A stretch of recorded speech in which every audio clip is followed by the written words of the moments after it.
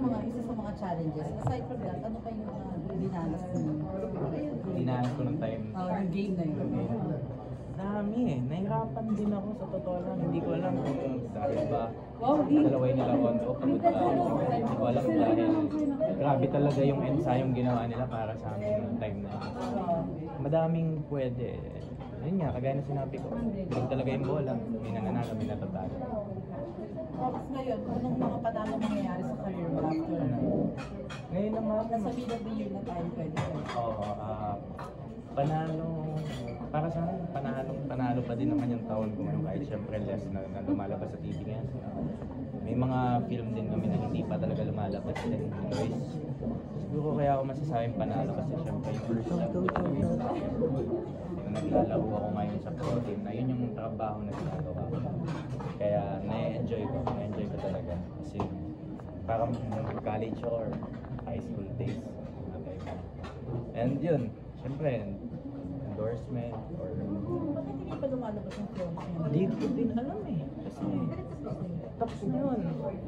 Last year pa. 10-17. Si Kip Solomon ang director. Yes. 10-17. Kaya kung different sa mga nagawa niya na nito? Iba to kasi hindi siya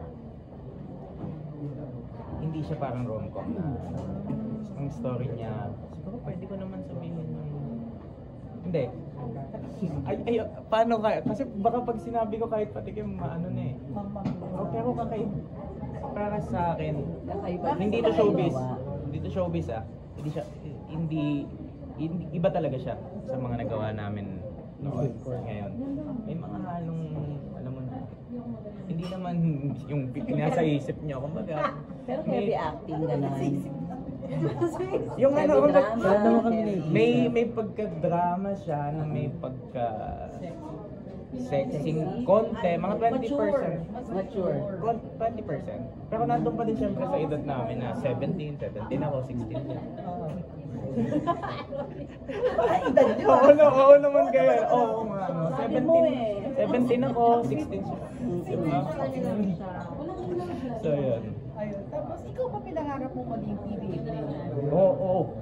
Talaga. Oo, kasi ngayon talaga, bago ako pumasok sa mga, nag-start kasi ako TVC. Commercial, nung college na ako. Pero high school, college, varsity player na ako. Nag-tryout na ako ng Maynila nung pa-senior na ako. Letran Intramuros. Dumating sa time na, kinuwento na no? Okay lang. Dumating sa time na nakuha ako sa Letran. 2015 yata. 2014. Nakuha ako sa Letran.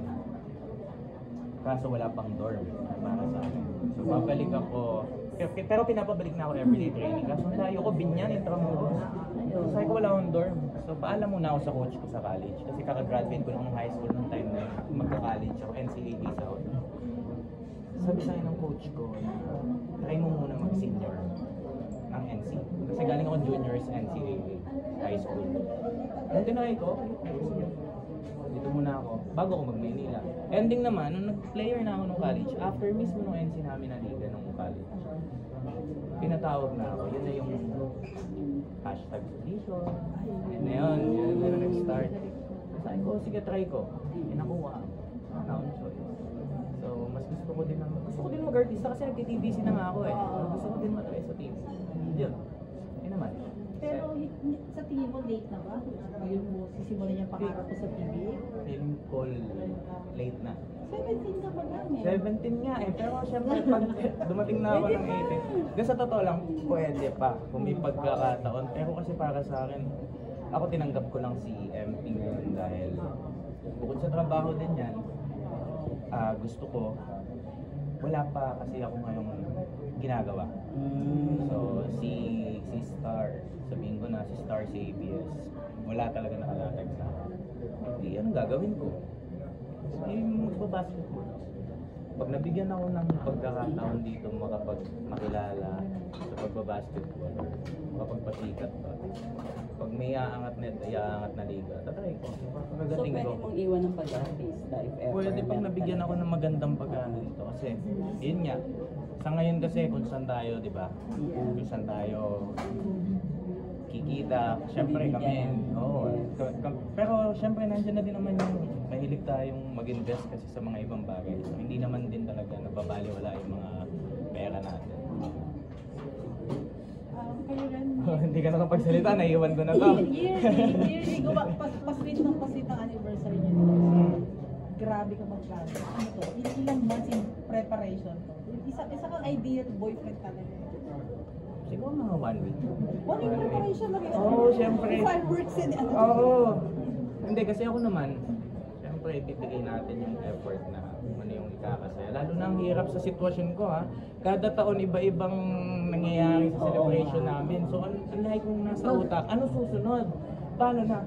Paano pa yung ano? Paano pa yung ano? Lalo na yung mga Mismo. rides, mga pera. Oo. Yes, so So pagkatapos nag-isip ka na kagad. hindi biglaan, mas maganda bigla.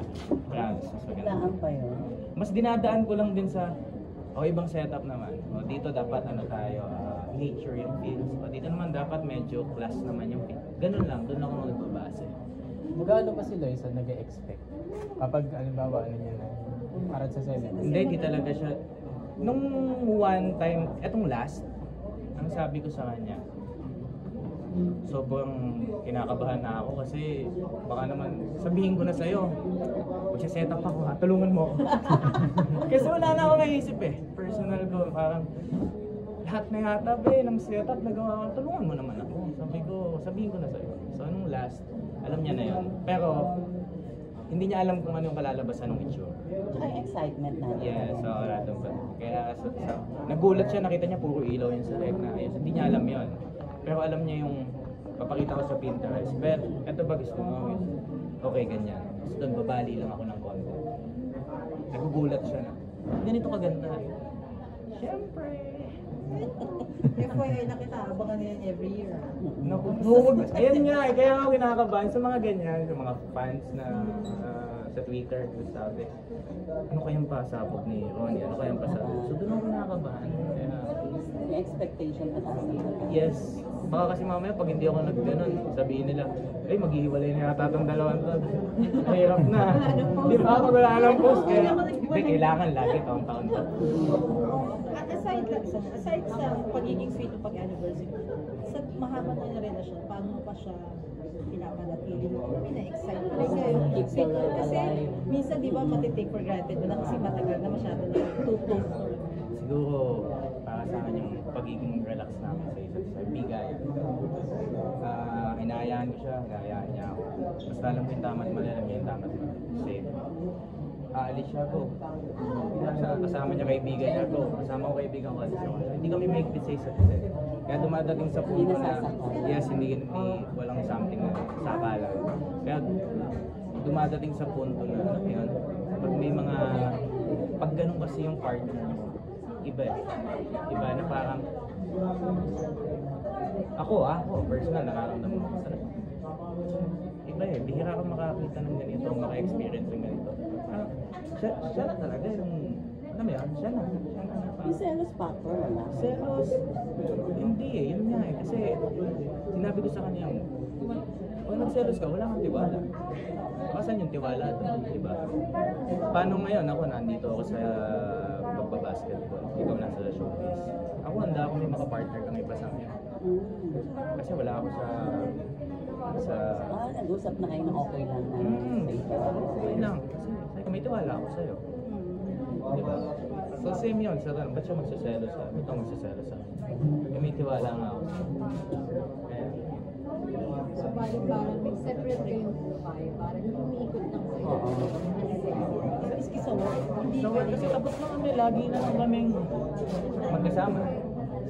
I mean, ano, sikreto niyo, ano. ayun. Quiet words. Kasi lagi kami magkasama sa show eh, di ba? Halos parang lahat ng teleserye movie magkasama. Okay. Ronnie, ako last question lang. Ang dami kasi all-star, star magic artist na nagpapakasama this year. Tapos na si Carly at si Carly. May pressure ba on your part? Sa kay Loisa? Wala, 17 pa nga lang kami tsaka. Wala. Kami ni Lois na-enjoy namin. Ang focus namin ngayon is yung trabaho, mas makapag-ipon pa, makapag-invest pa sa mga ibang bagay. Pero Madali pa pinag-usapan na na. Kasama yan kasi kami ni Lois. Mag 8 years na kami this year. So pag-uusapan namin yan na paano soon, pag inasal tayo, ganyan, ganito. Kasama po yan. Kasi syempre, yun nga, kung mahal mo talaga isang tao, dapat may plano kayo. Kung wala kayong plano, mag-iwalay na kayo. Thank you. Nag-aalala. Mag-iwalay na kayo. Picture lang.